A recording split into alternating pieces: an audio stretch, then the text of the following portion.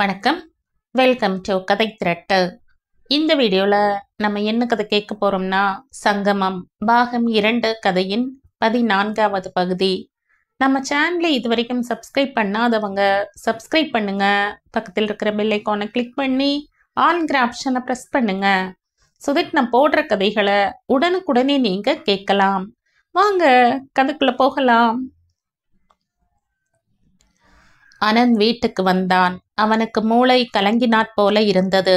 எத்தனை யோசித்தாலும் ரோஜாவின் போக்கு அவனுக்கு புரியவில்லை. ரோஜா தன்னிடமிருந்து எதையோ மறைக்கிறாள். அவளுடைய போக்கை பார்த்தால் விஷயத்தை வெளிப்படையாக சொல்ல முடியாமல் தவிப்பது போல் இருந்தது. இந்த திருமணத்துக்கு தடையாயிருந்த விஜய் ஒப்புக்கொண்டு விட்ட பிறகும் ரோஜா தயங்குவதன் காரணம் என்னவாக இருக்கும்? ரோஜாவின் போக்கே அவனுக்கு வித்தியாசமாய்ப்பட்டது. மனதில் ஒன்றை வைத்து கொண்டு வெளியில் ஒன்றை சொல்வது ரோஜாவின் இயல்புக்கே விரோதம். அதுவும் இப்படிப்பட்ட முக்கியமான விஷயங்களில் முகத்துக்கு நேராக பேசுவதுதான் அவள் வழக்கம். யோசனைகளில் ஆழ்ந்து உலகத்தையே மறந்து போனவனாய் உட்கார்ந்திருந்த அனந்த் காலிங் பெல் ஒலித்த சத்தத்தை கேட்டு கதவை திறந்தான். எதிரே லாவண்யா நின்றிருந்தாள். அவள் வந்த டாக்ஸி வாசலில் இருந்தது. விஜய் இருக்கானா? சுற்றி வளைக்காமல் நேராக கேட்டாள். இல்லை, உள்ளே வா. ஏன்? லாவண்யா மறுப்பாக தலையசைத்தாள். ஏன், எதுக்காக வரமாட்டாய்? உங்க எல்லோருடைய வீடுகளுக்கு வரும் தகுதி எனக்கு இல்லை. இந்த பேச்சை எல்லாம் எங்கே கற்றுக்கொண்டாய்? உள்ளே வா, நயமாக அழைத்தான் அனந்த். லாவண்யா கையில் இருந்த கடிகாரத்தை பார்த்து கொண்டாள். நான் ஊருக்கு போகிறேன். ரயிலுக்கு நேரமாகி விட்டது. விஜய் எங்கே போயிருக்கான்? சீக்கிரம் திரும்புறதுக்கு வாய்ப்பு இருக்கா? சொல்ல முடியாது. 2 நாட்களாய் வேலை மும்முரத்தில் வெளியே சுற்றி கொண்டிருக்கிறான். லாவண்யா ஒரு நிமிடம் ஏதோ யோசித்துவிட்டு பிறகு தன் ஹேண்ட்பேக்கை திறந்து, விஜய் சம்பந்தப்பட்ட பொருள் ஒன்று என்னிடம் தங்கிவிட்டது, அதை கொடுத்து விட்டு போகலாம்னு வந்தேன் என்று அவள் கவர் ஒன்றை எடுத்து கொடுத்தாள். அனந்த் அதை வாங்கி கொண்டான். கவர் கனமாக இருந்தது. சீல் செய்யப்படாமல் தான் இருந்தது. என்ன இருக்கு, நான் பார்க்கலாமா என்று ஆர்வத்துடன் கேட்டான். என்னவோப்பா, உங்க அண்ணன் தம்பிகளுக்கு நடுவில் ரகசியங்கள் இருக்கோ இல்லையோ, எனக்கு இப்படி தெரியும். பேக்கை மூடிக்கொண்டே அலட்சியமாய் சொன்னாள் லாவண்யா. மேலும், அனந்த், எங்க அப்பாவிடம் நான் ஊருக்கு போவதாக சொல்லிவிடு.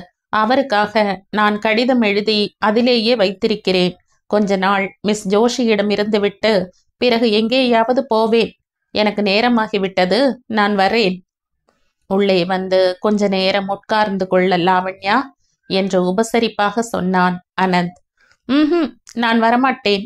உங்களைப் போல நல்லவங்க என்று அழைக்கப்படுறவங்க எல்லாரும் தவறு செய்பவர்களை புழுவை விட கேவலமாய் மதிப்பீங்க. என் தவறுகளை நீங்க மன்னித்தாலும் என்னால் மறக்க முடியாது. நானே உங்களை விட்டு விலகி போவது நல்லது. லாவண்யா, அனந்த் உண்மையை சொல்லட்டுமா? சற்று முன் போன் செய்த போது நீங்க இருவரும் இல்லை என்றும் உடனே வர வாய்ப்பு இல்லை என்றும் லட்சுமி தெரிவித்தாள். அதன் பிறகுதான் நான் வந்தேன். உங்களை சந்திப்பதில் எனக்கு விருப்பம் இல்லை. இதை லட்சுமியிடம் கொடுத்துவிட்டு போய் விடலாம் என்று நினைத்தேன். எதிர்பாராமல் நீ தென்பட்டாய். வரேன். பாய் பாய். லாவண்யா வேகமாய் திரும்பி போனாள். அனந்த் பார்த்து கொண்டிருக்கும் போதே லாவண்யா போய் டாக்ஸியில் அமர்ந்து கொள்ள டாக்ஸி வேகமாய் கிளம்பிவிட்டது. லாவண்யா தான் செய்த தவறை நினைத்து வருந்துகிறாளோ இல்லையோ, அந்த கடவுளுக்குத்தான் வெளிச்சம். ஒரு கால் அப்படி ஏதாவது தோன்றினாலும் அந்த நினைப்பை யாரிடமும் தெரியப்படுத்த மாட்டாள். தாம் தவறு செய்ததாக என்றுமே ஒப்புக்கொள்ளாதவர்கள் எப்படி நடந்து கொள்வார்களோ, லாவண்யா அது போலவே நடந்து கொண்டாள். அனந்த் கவரை கையில் எடுத்துக்கொண்டு விஜய் ஆபீஸ் அறைக்கு வந்தான். லாவண்யாவின் வருகையால் தற்காலிகமாய் மறைந்திருந்த ரோஜாவின் நினைவுகள் 2 மடங்காய் வந்து சூழ்ந்து கொண்டன. கவரை மேஜை மீது வைத்துவிட்ட அனந்த் மறுபடியும் யோசனைகளில் மூழ்கிவிட்டான். ரோஜாவின் பிரச்சனை என்னவென்று எப்படி தெரிந்து கொள்வது? அவன் பார்வை மேஜை மீது இருந்த போன் மீது விழுந்தது. ரோஜாவுக்கு போன் செய்து உண்மையை சொல்லாவிட்டால் தான் வீட்டை விட்டு போய் விடுவதாய் மிரட்டினாள்.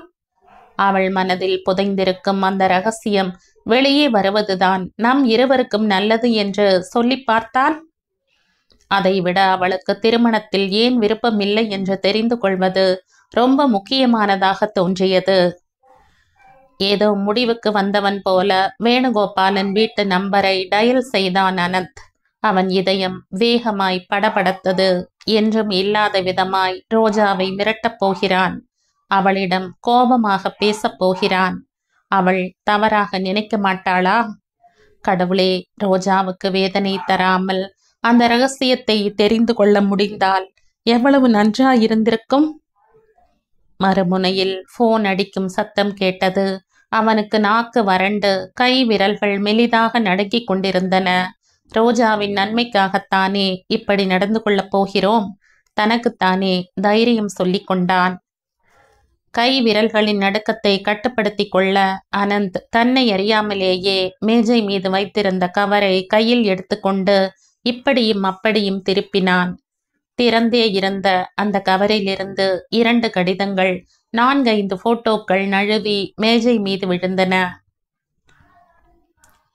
அனந்த் அவற்றை எடுத்து ஒவ்வொன்றாய் உள்ளே வைத்து கொண்டிருந்தான். மறுமுனையில் போனை யாரும் எடுக்கவில்லை. ரோஜா ஏதாவது வேலையா இருந்திருப்பாளோ? ஹலோ என்று ஒலிக்கப் போகும் ரோஜாவின் குரலுக்காக அவனது உடலும் உள்ளமும் காத்திருந்தது. மேஜை மீது கிடந்த போட்டோவை கையில் எடுத்து ஆர்வம் இல்லாமல் பார்த்து கொண்டிருந்த அனந்த் திடுக்கிட்டது போலானான். அவன் கண்கள் அகலமாய் விரிந்தன. தன்னை அறியாமல் விரைப்பாக நின்றான். எதிரே இருந்த போட்டோவில் ரோஜா, விஜய் இருந்தார்கள். இருவரின் நெற்றியில் கல்யாண திலகம் இருந்தது. விஜயின் கை ரோஜாவின் தோளை சுற்றி இருந்தது. ரோஜாவின் தலை அவன் தோளில் சாய்ந்திருந்தது. வெட்கத்தினாலோ என்னவோ ரோஜாவின் கண்கள் தாழ்ந்து இருந்தன. அனந்துக்கு கண்களை இருட்டி கொண்டு வந்தது. அது உண்மையா பிரம்மையா என்று உடனே புரியவில்லை. இதற்குள் மறுமுனையில் போன் எடுக்கப்பட்டு ஹலோ என்று ரோஜாவின் குரல் மென்மையாக ஒலித்தது. அனந்த் ஹலோ என்று சொல்ல நினைத்தான். ஆனால் வார்த்தை வெளிவர மறுத்தது. கண்களுக்கு முன்னாடி இருள் பரவியது போல் சூனியமாய் தோன்றியது. ஹலோ, ரோஜாவின் குரல் 2வது முறை பலமாய் ஒலித்தது. அனந்த் பதில் சொல்லவில்லை. மெதுவாய் ரிசீவரை வைத்து விட்டான். நெற்றியில் வியர்வை பொடி பொடியாய் அரும்பியது. மூச்சு விட முடியாமல் திக்கு முக்காடுவது போல் இருந்தது. போனை வைத்துவிட்ட அனந்த் நடுங்கும் கரங்களால் மற்ற போட்டோக்களையும் எடுத்து பார்த்தான். எல்லாமே கல்யாணத்தில் எடுத்த போட்டோக்கள் தான். எந்த ரகசியத்தை தெரிந்து கொள்ள நினைத்தானோ அந்த உண்மை கண்ணுக்கு எதிரே தோ அவன் கையில் இருந்தது. இந்த போட்டோக்கள் லாவண்யாவிடம் எப்படி போயிருக்கும்? உடனே லாவண்யா எழுதிய கடிதத்தை படித்தான். விஜய், நான் இன்று ஊருக்கு போகிறேன். உங்களை சந்திப்பதில் எனக்கு விருப்பம் இல்லை. என் கடந்த காலத்தை கெட்ட கனவு போல் மறந்துவிட்டு புதிய வாழ்க்கையை தொடங்க வேண்டும் என்று விரும்புகிறேன். அது சாத்தியப்படுமா இல்லையா என்று என் அதிர்ஷ்டம்தான் முடிவு செய்ய வேண்டும். விஜய், இந்த கடிதத்துடன் உன் ரகசியத்தை உன்னிடம் திருப்பி அனுப்புகிறேன். இந்த போட்டோக்கள் என்னிடம் எப்படி வந்தது என்று உனக்கு புதிராக இருந்திருக்கும். அப்பா ரோஜா பெயரில் உயில் எழுதியிருப்பதாக தெரிந்ததும் அதை உன்னிடம்தான் பத்திரப்படுத்தி வைத்திருப்பார்கள் என்று எண்ணி நீ பம்பாய் போன போது டூப்ளிகேட் சாவியால் உன் அலமாரியை திறந்து பார்த்தேன். உயில் கிடைக்கவில்லை. ஆனால் அதைவிட மதிப்பு வாய்ந்த இந்த போட்டோக்கள் கிடைத்தன. முதலிலிருந்தே ரோஜாவிடம் நீ காட்டும் பரிவும் அபிமானமும் கண்டு எனக்கு சந்தேகம் இருந்து கொண்டுதான் இருந்தது. அந்த சந்தேகத்தை இந்த போட்டோக்கள் உறுதிப்படுத்தின. ரோஜா மீது எனக்கு பகையும் துவேஷமும் ஏற்பட இதுவும் ஒரு காரணம். நீங்கள் இருவரும் கணவன் மனைவி ஆனாலும் சேர்ந்து வாழவில்லை. உங்க இருவருக்கிடையே ஏதோ நடந்திருக்க வேண்டும் என்று யூகித்தேன். விஜய், இந்த போட்டோக்களை காட்டி அன்று உன்னை மிரட்டியதற்கு என்னை மன்னித்துவிடு. என் நிலைமையில் யார் இருந்தாலும் அப்படித்தான் நடந்து கொள்வார்கள்.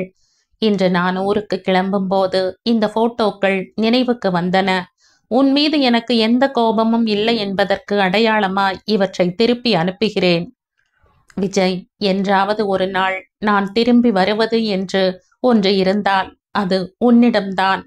தவறு செய்தவர்கள் எந்த சூழ்நிலையில் அந்த தவறுகளை செய்திருப்பார்கள் என்று யோசிக்கும் குணம் உன்னிடம்தான் இருக்கு. என்னை சரியாக புரிந்து கொள்வாய் என்ற நம்பிக்கையுடன் என் அகங்காரத்தை விட்டுவிட்டு உனக்கு இந்த கடிதம் எழுதுகிறேன். வரட்டுமா லாவண்யா? அனந்த் அந்த கடிதத்தை இருமுறை படித்தான். அந்த போட்டோக்களை பல தடவை பார்த்தான். அவனுக்கு ரத்தம் கொதிப்பது போல் தோன்றிற்று. இத்தனை ஆவேசத்தை என்றுமே அவன் உணர்ந்ததில்லை. அந்த கணத்தில் விஜய் கண்ணில் பட்டால் அடித்து கொன்றுவிட வேண்டும் என்ற அளவுக்கு ஆவேசம் பொங்கியது. விஜய் ரோஜா இருவரும் திருமணம் செய்து கொண்டார்கள். எப்போது செய்து கொண்டார்கள், எப்படி செய்து கொண்டார்கள், அதெல்லாம் தேவையில்லாத விஷயங்கள். இப்போது அவர்கள் கணவன் மனைவி. அனந்துக்கு திடீரென்று பனித்திரை விலகியது போல் இருந்தது. ரோஜா படும் வேதனை புரிந்தது. தன் மனதை விஜய்க்கு அர்ப்பணித்து விட்டதாகவும் அவனுக்கு மனைவியாகிவிட்டதையும் சொல்ல முடியாமல் தவிக்கிறாள். ஒரு கால் விஜய் தானே சொல்வதாய் சொல்லி அவளை தடுத்திருப்பானோ? இல்லாவிட்டால் இருவருக்கும் இடையே கருத்து வேறுபாடு வந்திருக்குமோ? இந்த விஜய்க்கு எவ்வளவு துணிச்சல்! தான் மனம் புரிந்த பெண்ணை ஒன்றும் தெரியாதவன் போல் இன்னொருத்தனுக்கு மனம் முடித்து வைக்க சம்மதிக்கிறான். சி சி, என்ன மனிதன்! முதலில் இந்த இடத்தை விட்டு போய்விட வேண்டும். போட்டோக்களை கடிதங்களை கவரில் வைத்து அவன் கண்ணில் படும் விதமாய் மேஜை மீது வைத்தான். யாரோ பின்னால் துரத்துவது போல் வேகமாய் மாடிக்கு வந்தான். போட்டோக்களை ரோஜாவின் முகத்தில் வீசிவிட்டு, இதுக்கு என்ன சொல்ல போகிறாய் என்று கேட்க மனம் துடித்தது. ஆனால் உடனே அந்த எண்ணம் மாறிவிட்டது. அவளை எதுக்காக பார்க்கணும்? அதனால் என்ன பிரயோஜனம்? அனந்த் சூட்கேஸை எடுத்து கட்டில் மீது வைத்தான். வெளியில் கிடந்த தன் துணிமணிகளை எடுத்து சூட்கேஸில் திணிக்கத் தொடங்கினான். அவன் மனம் குழம்பி இருந்தது. ரோஜாவுக்கு திருமணமாகிவிட்டது. அவளை திருமணம் செய்து கொண்டது வேறு யாரோ இல்லை, தன் அண்ணன் விஜய். இந்த உண்மை அவனை திகைக்க செய்தது. ரோஜா இந்த உலகில் வேறு யாரையாவது திருமணம் செய்து கொண்டிருந்தால் தனக்கு இவ்வளவு வேதனை வியப்பு ஏற்பட்டிருக்காது. ஆனால் விஜயை, அவன் பெயரை சொன்னாலே எரிந்து விழும் ரோஜா, அவனை முழு மனதுடன் வெறுக்கும் ரோஜா, அவளா இப்படி செய்தாள்? அதெல்லாம் நடிப்பு தானா? தன்னை ஏமாற்ற போட்ட நாடகமா? விஜய் ரோஜாவை எவ்வளவு அவமானப்படுத்தினான். அந்த அவமானத்தை அவள் எப்படி மறந்தாள்? உடைகளை பெட்டியில் திணித்து கொண்டிருந்த அனந்த் யாரோ மந்திரம் போட்டது போல நின்று விட்டான். அவன் பார்வை கட்டிலில் தலைமாட்டில் இருந்த சின்ன மேஜை மீது தென்பட்ட விஜயின் போட்டோ மீது நிலைத்தது. கையில் இருந்த துணிகளை அப்படியே போட்டுவிட்டு அந்த போட்டோ அருகில் சென்றான். போட்டோவில் விஜயின் புன்னகை அவனது தோல்வியை பரிகாசம் செய்வது போல தோன்றியது. பற்களை இறுக கடித்து கொண்டு அந்த போட்டோவை கையில் எடுத்துக்கொண்டான். அதை சுக்கு நூறாக்க வேண்டும் என்று ஆவேசம் பொங்கி வந்தது. ஆனால் மலர்ந்த புன்னகையுடன் கம்பீரமாய் தென்பட்ட அந்த முகத்தை பார்த்ததும் அவனுடைய ஆவேசம் அப்படியே தணிந்து விட்டது. விஜய் மீது கோபம் கொள்வானேன்? அவனுடைய அழகான தோற்றத்தின் பால் ஈர்க்கப்படாத பெண்கள் இருக்க முடியுமா? தான் இல்லாத இந்த 10 மாதங்களில் விஜய் ரோஜாவுக்கிடையே எது வேணுமானாலும் நடந்திருக்கலாம். வேணுகோபாலனின் உடல்நிலை சரியில்லாத போது, ரோஜாவின் தாய் சாவித்ரி இறந்த போது, சந்திரன் அரெஸ்ட் ஆன போது, இப்படி அவர்கள் நெருக்கமாய் பழக எத்தனையோ சந்தர்ப்பங்கள். விஜய் ரோஜா இருவரும் ஒருவருக்கொருவர் விரும்புவதில் தவறேதும் இல்லை. தனக்கு தெரியக்கூடாது என்று அவர்கள் நினைப்பதைத்தான் தன்னால் மன்னிக்க முடியவில்லை. இதற்கு மேல் ஒன்றும் நடவாதது போல் ரோஜாவுடன் தன் திருமணத்துக்கு விஜய் ஒப்புதல் அளித்தது ரொம்ப கொடுமை. இந்த விஷயம் வெளியில் வராமலே இருந்துவிடும் என்று எப்படி நினைத்தான்? ரோஜாவிடம் தான் உயிரையே வைத்திருப்பது தெரிந்து விஜய் இந்த திருமணத்தை ரகசியமாக வைக்க முடிவு செய்தானா? ரோஜாவையும் சொல்ல வேண்டாம் என்று தடை விதித்திருப்பானோ? அதான் ரோஜா தன்னிடம் சொல்ல முடியாமல் தவிக்கிறாளா? ச்சே ச்சே, என்ன மனிதர்கள்! யோசிக்க யோசிக்க வெறுப்பாயிருந்தது. கையில் இருந்த போட்டோவை அங்கேயே வைத்து விட்டான். எனக்காக யாராவது வந்தாங்களா லட்சுமி? விஜயின் குரல் கீழிருந்து கேட்டது. படிகளில் வேகமாய் ஏறி வரும் காலடி ஓசையும் கேட்டது. அனந்துக்கு தூக்கி வாரி போட்டது. உடனே பெட்டி அருகில் வந்து துணிமணிகளை ஒழுங்குபடுத்தினான். அவன் முகம் கன்றி சிவந்து விட்டது. விஜய் உள்ளே வந்தான். நன்றாக அலைந்து திரிந்து வந்திருப்பவன் போல் அவன் முகம் களைப்புற்று தென்பட்டது. என்ன துணிகளை எடுத்து வச்சுக்கிட்டு இருக்கையா? என்ன விஷயம்? தம்பியின் பக்கம் சரியாக பார்க்காமலேயே கேட்டான் விஜய். ஊருக்கு போகிறேன். அண்ணனை பார்க்காமலேயே பதிலளித்தான் அனந்த். முகம் கழுவ பாத்ரூம் பக்கம் போன விஜய் அப்படியே நின்று விட்டான். ஊருக்கா? எந்த ஊருக்கு? அவன் பதில் சொல்லவில்லை. தனியாகவா ஜோடியாகவா? விஜய் பரிகாசம் செய்வது போல கேட்டான். ஜோடியாகவா? அந்த அதிர்ஷ்டம் இந்த ஜென்மத்தில் இல்லை என்று முணுமுணுத்தான். என்ன முணுமுணுத்துக்கிட்டு இருக்க? சொல்றதை உறக்கத்தான் சொல்லேன். ஒன்றுமில்லை, நான் ஊருக்கு போகிறேன், சத்தமாக சொன்னான் அனந்த். அதான், எந்த ஊருக்கு, எதுக்குன்னு கேட்கிறேன். கல்கத்தா போகிறேன். போன பிறகு கடிதம் போடுகிறேன். விஜய் தம்பி அருகில் வந்தான். அவன் முகத்தை திருப்பிக் கொண்டான். என்ன அனந்த், சொல்லாமல் கொள்ளாமல் இப்போ இந்த பயணம் ஏன்? நீ எல்லோருக்கும் எல்லாவற்றையும் சொல்லிவிட்டுத்தான் செய்யறையா, இல்லை செய்துட்டு தான் சொல்றியா என்ற கோபத்துடன் கேட்டான் அனந்த். கண்களில் பொங்கி வந்த கண்ணீரை கட்டுப்படுத்த பெரிதும் கஷ்டப்பட்டான். அப்படின்னா என்றான் விஜய். அப்படின்னா அப்படித்தான், தலையை உலுக்கிக் கொண்டு வேகமாய் சொன்னான். விஜய்க்கு அவனின் போக்கு என்னவென்று புரியவில்லை. ஒரு நிமிடம் தம்பியை பார்த்து, ரோஜாவிடம் சொன்னாயா என்று கேட்டான்.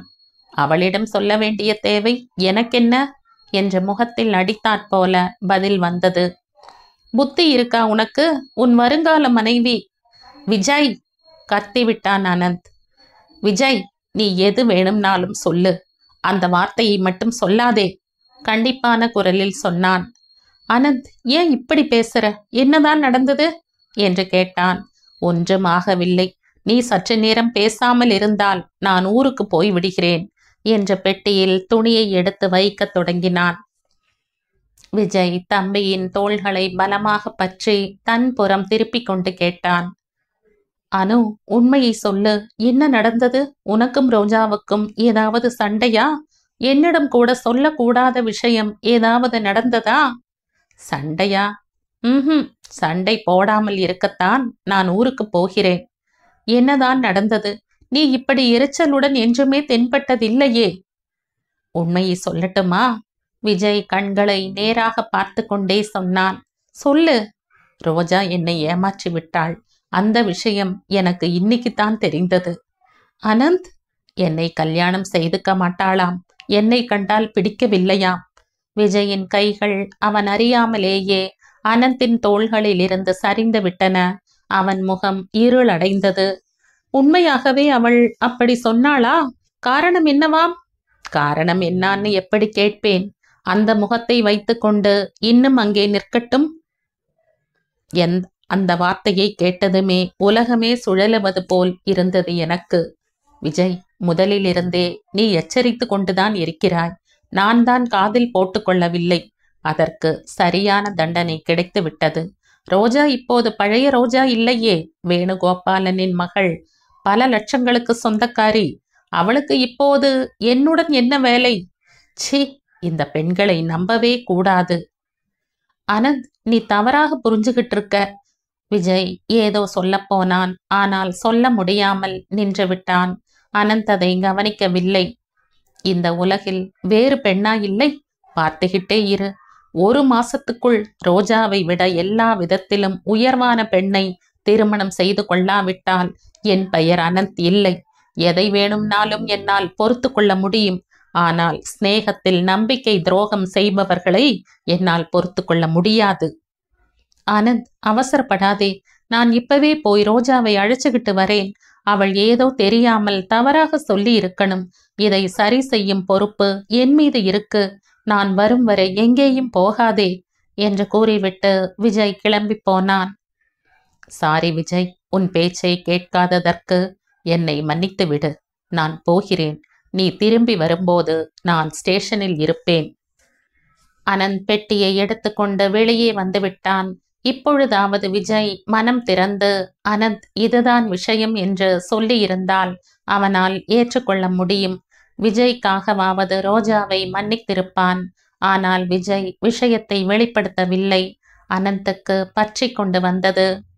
ஒரு நிமிஷம் ஆபீஸ் அறையில் இருந்த அந்த போட்டோக்களை எடுத்து வந்து விஜயிடம் காண்பித்து, மகானுபாவா, இதுக்கென்ன பதில் என்று கேட்டு விடலாம் என்று தோன்றியது. ஆனால் ஏனோ துணிச்சல் வரவில்லை.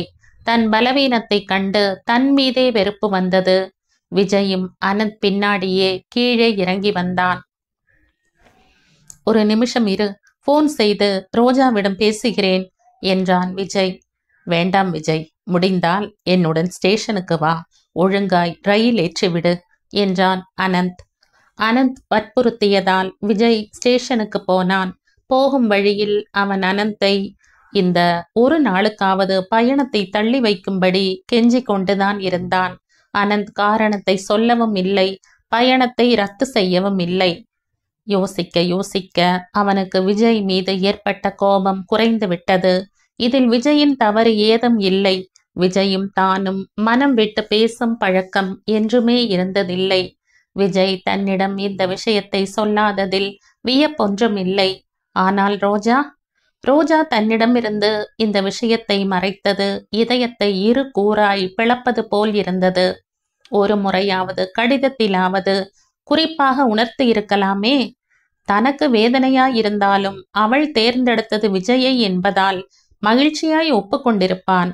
அவளுடைய சந்தோஷம்தான் தனக்கு முக்கியம் என்று ரோஜாவுக்கு தெரியாதா? உண்மையை வெளிப்படையாக சொல்ல முடியாத ரோஜாவின் கோழைத்தனத்தை நினைக்கும் போது வெறுப்பாக இருந்தது. ரயில் பிளாட்பாரத்தை விட்டு நகரும் போது அனந்த் அதில் ஏறிக்கொண்டான். விஜய் சற்று கோபத்துடன், நான் சொன்ன பேச்சை கேட்காமல் போய்க் கொண்டிருக்கிறாய் இல்லையா? நீ அங்கு போவதற்குள் ரோஜாவை பிளேனில் ஏற்றி அங்கே அனுப்பாவிட்டால் பாரு, உன்னை வேதனைப்படுத்தியதற்கு ரோஜா உன்னிடம் மன்னிப்பு கேட்டுத்தான் ஆகணும். அனந்துக்கு சிரிக்க வேண்டும் போல் இருந்தது. குத்தலாக பேசி விஜய் மனதை காயப்படுத்த வேண்டும் போல் தோன்றியது. ஆனால் ஏனோ மௌனமாயிருந்து விட்டான். ரயில் நகரத் தொடங்கிய போது அனந்த், விஜய், லாவண்யா வந்துவிட்டு போனாள். அவள் உனக்காக கொடுத்து விட்டு போன கவரை மேஜை மீது வைத்திருக்கிறேன். வீட்டுக்கு போனதும் பார்த்துக்கொள் என்றான்.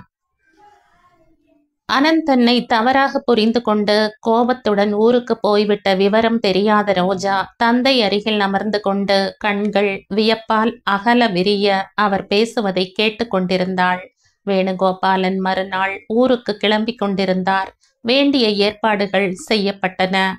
இரவு தூங்குவதற்கு முன் அவருக்கு மருந்து கொடுக்க வந்த ரோஜாவின் கையை பற்றி கொண்டு, ஒரு நிமிடம் இப்படி உட்காருமா, உன்னிடம் சில பொறுப்புகளை ஒப்படைக்கணும் என்றார். ரோஜா அவர் எதிரில் அமர்ந்து கொண்டாள். அவர் தன் சொத்து விவரங்களை சொல்லத் தொடங்கினார். இந்த பொறுப்புகள் எல்லாம் எனக்கு வேண்டாம். முதலில் லாவண்யாவை வீட்டுக்கு அழைத்து வர செய்யுங்கள். நீங்கள் போவதற்கு முன் லாவண்யா இந்த வீட்டுக்கு வர வேண்டியது ரொம்ப முக்கியம் என்றாள் ரோஜா. சற்று நேர மௌனத்துக்கு பிறகு வேணுகோபாலன், ரோஜா, லாவண்யாவை எந்த விஷயத்திலும் கட்டாயப்படுத்துவதில் எனக்கு விருப்பமில்லை. லாவண்யா தானாக இஷ்டப்பட்டு இந்த வீட்டுக்கு வந்தால் சரி. நான் போன பிறகு நீ லாவண்யாவை போய் பாரு. அவளுடைய விருப்பத்துக்கு எதிராக எதுவும் நடக்காது என்றும் அவள் விரும்பியபடி இருக்கலாம் என்றும் நான் சொன்னதாக சொல்லு என்றார். ஆழ்ந்த பெருமூச்சு ஒன்று அவரிடமிருந்து வெளிப்பட்டதை ரோஜா கவனிக்க தவறவில்லை. ரோஜா, இன்னொரு விஷயமும் உன்னிடம் சொல்லணும். உங்க அம்மாவுக்கும் எனக்கும். இப்போது அந்த பேச்செல்லாம் எதுக்கு? நடந்தது நடந்து விட்டது. இப்போதுதான் நாம் மறுபடியும் சேர்ந்து விட்டோமே சட்டென்று ரோஜா சொன்னாள். இதற்கு முன்பும் அவர் இது பற்றி சொல்ல வந்தபோது ரோஜா வேண்டுமென்றே பேச்சை மாற்றிவிட்டாள். எறும்புக்கு கூட கெடுதல் செய்யாத தன் தந்தை தமக்கு வேண்டுமென்றே அநியாயம் செய்யவில்லை என்றும் வயது கோளாறினால் செய்த சின்ன தவறால் வாழ்நாள் முழுவதும் தண்டனை அனுபவித்தார் என்றும் மாமாவின் பேச்சிலிருந்து ரோஜா உணர்ந்து கொண்டாள். அந்த தவறு என்ன என்பது மட்டும் தெரியாது, தெரிந்து கொள்ளும் ஆர்வமும் இல்லை. ஆனால் வேணுகோபாலன் சும்மா இருக்கவில்லை. ரோஜா அந்த பேச்சை விரும்பாதவள் போல் எழுந்து போக முயன்ற போது தடுத்து விட்டார். என் மனதில் இருப்பதை சொல்லாவிட்டால் எனக்கு நிம்மதியே இருக்காது. நான் செய்தது குற்றம் இல்லை என்ற நம்பிக்கை இன்னும் எனக்கு இருக்கு. உங்க அம்மா எனக்கு மாமன் மகள். சின்ன வயதிலிருந்தே அவள்தான் என் மனைவி என்று சொல்லி வந்தார்கள். எல்லோரும் சேர்ந்துதான் இருந்தோம். நான் BA படிக்கும்போது நீ 2 வயது குழந்தை. உங்க அம்மா படிக்காதவள் என்று எனக்கு என்றுமே தோன்றியதில்லை. வாழ்க்கை இனிமையாக திருப்தியுடன் கழிந்த நாட்கள் அவை. விடுமுறையில் கிராமத்துக்கு வரும்போது உன்னையும் சாவித்திரியையும் அழைச்சுக்கிட்டு சினிமாவுக்கு போய் வருவேன். என் லட்சியமெல்லாம் BAவுக்கு பிறகு லா படிக்க வேண்டுமென்று இருந்தது. BA கடைசி வருடத்தில் இருக்கும்போது லாவண்யாவின் தாய் லலிதாவுடன் அறிமுகம் ஆயிற்று. அவளுக்கு என்னை போல நிறைய பேருடன் பரிச்சயம் இருந்தது. அவளுடைய தாய் ஒரு பெங்காலி, தந்தை தமிழ்காரர். அவர்களுடையது காதல் திருமணம். அந்த காலத்தில் அதை பற்றி கதை கதையாய் பேசிக் கொள்வார்கள். அவர் எங்க காலேஜில் லெக்சரராக இருந்தார். அவர் அடிக்கடி எங்களை தம் வீட்டுக்கு டீ சாப்பிட அழைப்பது வழக்கமாயிருந்தது. லலிதா எங்க எல்லோரிடமும் நெருக்கமாக நட்பாக பழகி வந்தாள். எனக்கு திருமணமாகி 2 வயதில் மகள் இருப்பதாக தெரிந்தபோது லலிதாவின் தாய் ஆச்சரியப்பட்டாள். லலிதாவுக்கு அப்பொழுது 18 வயது இருக்கலாமோ என்னவோ. அவர்கள் வீட்டுக்கு பக்கத்து தெருவில் ஒரு அறையில்தான் நான் குடியிருந்தேன். என்னுடன் ஆனந்த் என்ற பையனும் தங்கியிருந்தான். லலிதா அடிக்கடி எங்க அறைக்கு வந்து போவது வழக்கம்தான். ஆனந்தும் லலிதாவும் நெருங்கி பழகுவது போல் தோன்றியது. விடுமுறையின் போதும் ஊருக்கு போகாமல் அங்கேயே இருக்கத் தொடங்கினான் ஆனந்த். ஒரு தடவை விடுமுறை முடிந்து ஊரிலிருந்து நான் வந்தபோது ஆனந்த் இல்லை, ஊருக்கு போயிருந்தான். காலேஜ் திறந்த பிறகும் வரவில்லை. லலிதாவோ ஆனந்த் வந்து விட்டானா என்று 2-3 தடவை கேட்டுவிட்டாள். அவள் பதட்டமாயிருந்தாள். ஆனந்துக்கு உடல்நிலை சரியில்லை என்று கடிதம் வந்தது. 1 வாரம் கழித்து அவன் இறந்து விட்டதாக தந்தி வந்தது. அவனிடம் எனக்கு ரொம்ப பழக்கம் இல்லை. ஒரே இடத்தில் வசிக்க நேர்ந்ததால் ஏற்பட்ட நட்புதான். ஆனந்த் இறந்து விட்டதாக தெரிந்த பிறகு லலிதா ஓரிரு முறை என் அறைக்கு வந்தாள். அந்த பெண்ணின் போக்கை பார்த்தால் ஆனந்துடன் அவள் பழக்கம் கொஞ்சம் கூடுதலாகவே இருந்திருக்கும் என்று தோன்றியது. நடந்தது நடந்துவிட்டது, ஆனந்தை மறந்துவிடு என்று அவளை எச்சரித்தேன். அவ்வளவுதான். அவள் ஓவென்று அழத் துவங்கினாள். ஏன் என்று எனக்கு புரியவில்லை. அவளிடம் அதிக பழக்கம் இல்லாவிட்டாலும் என்ன விஷயம் என்று பரிவுடன் கேட்டதற்கு தான் தாயாக போவதாக சொன்னாள். ஆனந்துடன் நெருக்கமாக பழகியதன் விளைவு அது. நான் திகைத்து போய்விட்டேன். வீட்டில் பெற்றோருக்கு தெரியுமா என்று கேட்டேன். தெரியாது என்றும் அவர்களுக்கு தெரிந்தால் கொன்று போட்டு விடுவார்கள் என்றும் அழத் தொடங்கினாள். என்னால் என்ன சொல்ல முடியும்? பெற்றோரிடம் சொல்லி விடுவதுதான் நல்லது என்று அறிவுரை வழங்கினேன். மறுநாள் வந்தபோது சொல்லிவிட்டாயா என்று கேட்டேன். சொல்ல பயமாக இருப்பதாகவும் இந்த விஷயம் வெளியில் தெரிந்தால் அவமானம் தாங்க முடியாது என்றும் அழுதாள். விஷம் குடித்து சாக போவதாக என் கால்களை பிடித்து கொண்டு கதறினாள். அவளுடைய பெற்றோரிடம் நானே வந்து விஷயத்தை சொல்வதாக சொன்னபோது அதற்கும் ஒப்புக்கொள்ளவில்லை. லலிதா என் அறைக்கு அடிக்கடி வருவதை பற்றி அக்கம் பக்கத்தில் இருப்பவர்கள் வம்பு பேசத் தொடங்கினார்கள். அடுத்த நாள் லலிதா வந்தபோது தனக்கு என்னிடம் இருந்து உதவி தேவை என்றும் நான் அதை செய்யாவிட்டால் தற்கொலை செய்து கொள்ளப் போவதாயும் சொன்னாள். என்னவென்று கேட்டபோது தன்னை கல்யாணம் செய்துக்க சொன்னாள். எனக்கு வாய் அடைத்து விட்டது. தான் உயிர் வாழ வேண்டும் என்றால் இது ஒன்றுதான் வழி என்று என் கால்களை பிடித்து கொண்டாள். எனக்கு திருமணமாகி மகளும் இருப்பதை நினைவுபடுத்திய போது 2வது மனைவியாக இருக்க தயார் என்றும் தனக்கு வாழ்வு கொடுக்க சொல்லியும் கெஞ்சினாள். வாழ்நாள் முழுவதும் நன்றியோடு இருப்பதாக சொன்னாள். அந்த பெண்ணை பார்க்கும்போது எனக்கு இரக்கம் ஏற்பட்டது. இந்த உலகில் பணம் அந்தஸ்து இருந்தாலும் தவறு செய்துவிட்ட பெண்ணை சமுதாயம் மன்னிக்காது. பெண் இனத்துக்கு நிறைய கட்டுப்பாடுகள் இருந்த காலம் அது. கடைசியில் லலிதாவுக்கு உதவி செய்ய முடிவெடுத்தேன்.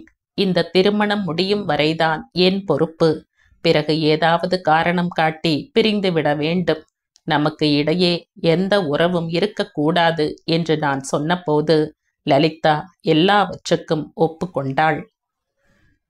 நான் கிராமத்துக்கு போனேன். உண்மையை சொன்னால் உங்க அம்மா சம்மதிக்க மாட்டாள் என்று தெரியும். அதனால் லலிதாவுக்கு பிறக்கப் போகும் குழந்தைக்கு தகப்பன் நான் தான் என்று பொய் சொன்னேன். அப்போது அவள் செந்துவை வயிற்றில் சுமந்து கொண்டு இருந்தாள். நிறை மாதம்.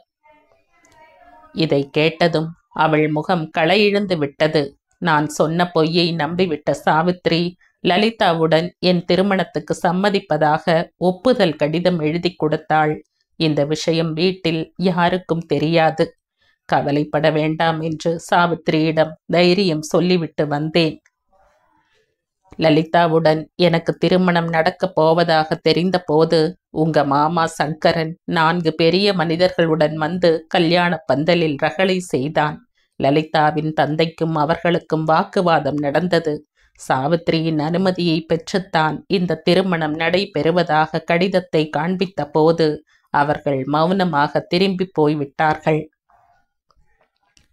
லலிதாவின் பெற்றோர் என்னையும் லலிதாவையும் வடநாட்டுக்கு டூர் போய்விட்டு வர சொன்னார்கள். அதற்குள் இங்கே நிலைமை சரியாகிவிடும் என்று அவர்கள் நினைத்தார்கள். அதன்படி டூர் போய்விட்டு வந்த பிறகு கிராமத்துக்கு சென்றேன். உன் மாமா சங்கரன் என்னை வீட்டுக்குள்ளேயே வரவிடவில்லை. உன் அம்மா கண்ணில் படவில்லை. அக்கம் பக்கத்தாரும் சேர்ந்து தூஷித்ததில் அந்த அவமானம் தாங்காமல் திரும்பிவிட்டேன். சென்னைக்கு வந்ததும் உன் அம்மாவுக்கு கடிதம் போட்டேன். அதில் என் மீது நம்பிக்கை வைக்கும்படியும் விரைவில் வீடு பார்த்து உன்னையும் அவளையும் சென்னைக்கு அழைத்து வருவதாகவும் எழுதியிருந்தேன். ஆனால் அந்த கடிதத்தை தபாலில் சேர்க்க விடாமல் லலிதா தடுத்து விட்டாள் என்று ரொம்ப நாட்கள் கழித்துத்தான் தெரிந்தது.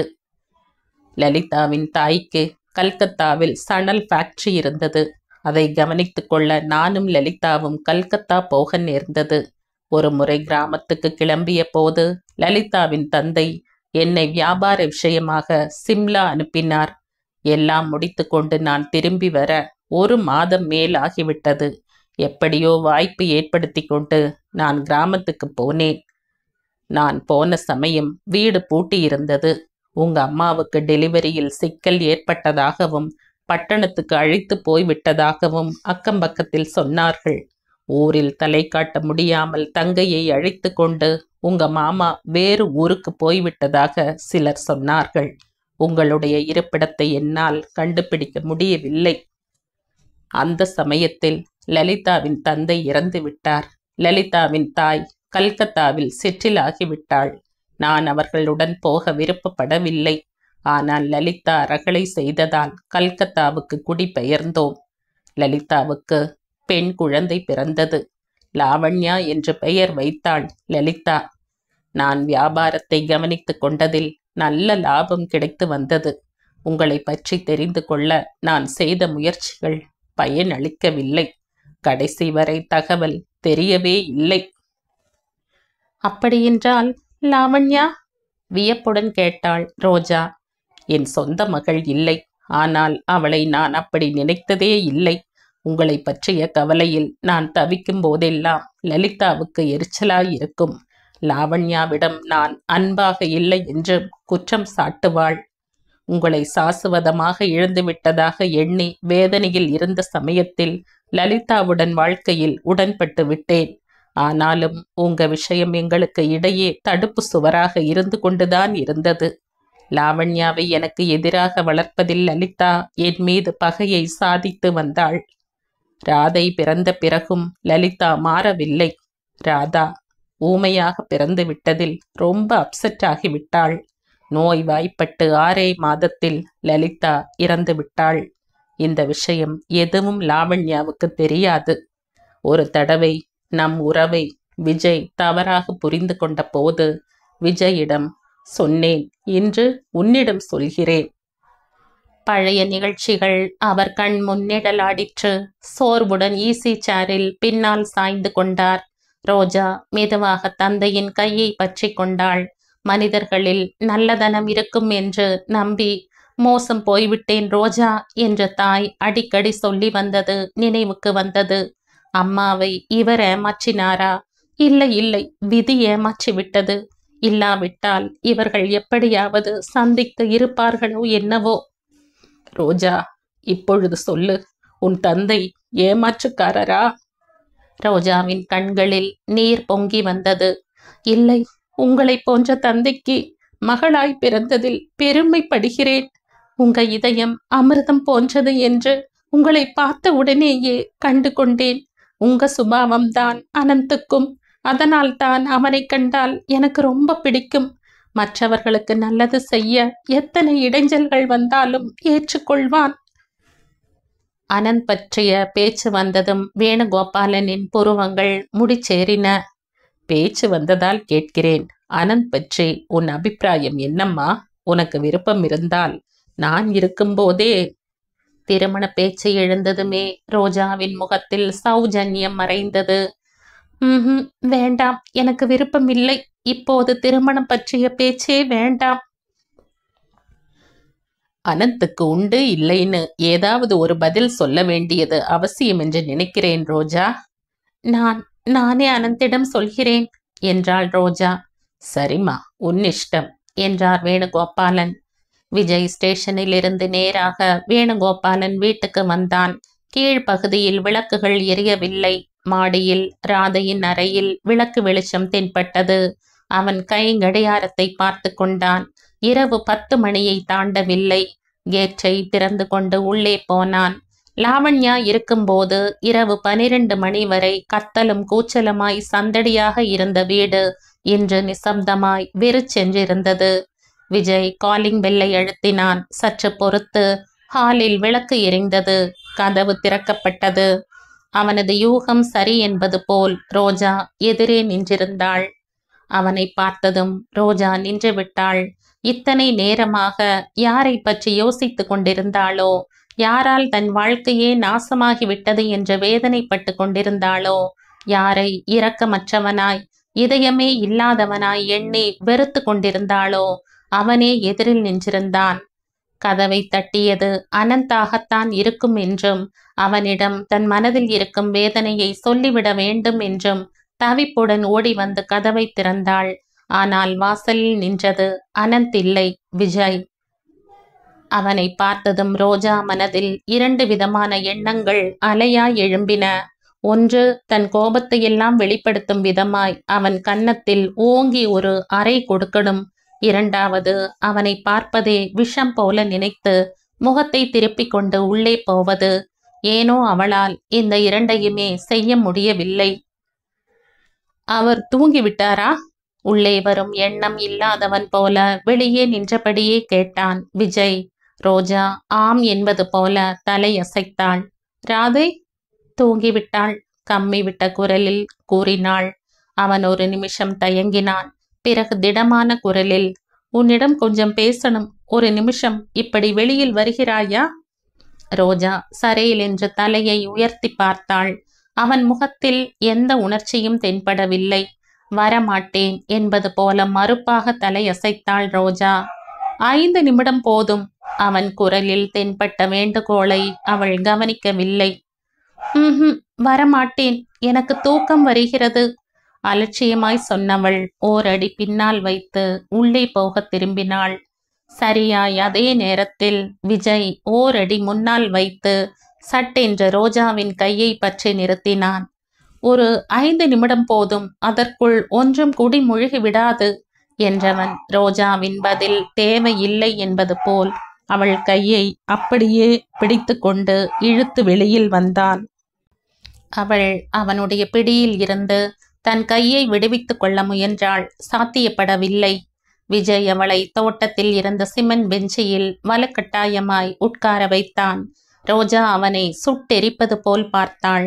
அவன் தன் கையை விட்டதும் சட்டென்று கிளம்ப போனாள். அவன் இந்த முறை 2 கரங்களையும் ரோஜாவின் தோள்களில் பதித்து அழுத்தி உட்கார வைத்தான். வேறு வழி இல்லாதவளாய் கோபத்தை விழுங்கிக் கொண்டு உட்கார்ந்தாள் அவள்.